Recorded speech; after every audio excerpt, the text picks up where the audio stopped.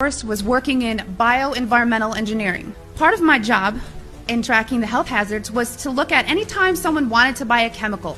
It was ordered through a system, and in that system I had to go in there and say, you know, the country we're in, we're not allowed to use this. We need to substitute it out with something a little less hazardous. I want to say around 2006, I started kind of opening my eyes to how the military wasn't really what I thought it was. And people approached me knowing what I did for a living and said, have you ever heard of chemtrails?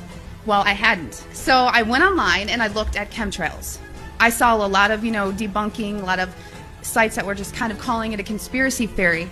And I thought, well, geez, this is what I do for a living. Preventive health, making sure that people are not getting sick. To summarize it, in an attempt to debunk this conspiracy theory as I thought it was, I didn't debunk it.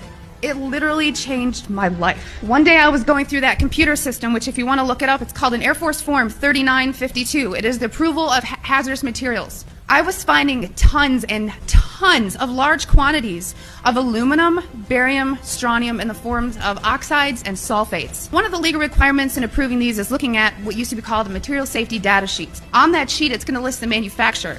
These electronic MSDSs did not have a manufacturer name, so I asked the question, what is this being used for? I never got an answer, so I didn't approve it. And then the heat came down. Why are you behind on your 3952s? And at that point, my demonization began. Because I thought, if this is real and they are spraying this, it's going to get to the ground. So I conducted air sampling, I conducted soil sampling, and I was getting high levels of these contaminants. When I started asking the question again under a new commander, I never in my life thought I would have somebody look me in the face and tell me, I am questioning you. Is there something wrong with you? You've been looking really depressed lately. I can put you under mental evaluation for up to 120 days. Who would take care of your daughter? As soon as I heard that, I knew. And I thought, I've spent 9 years of my life trying to protect human health, and here we are violating law after law after law. Instead of protecting the people, we are poisoning the people. And that geoengineering is occurring, it's been occurring, it is not new, and your tax dollars are funding this. I've had pilots come forward.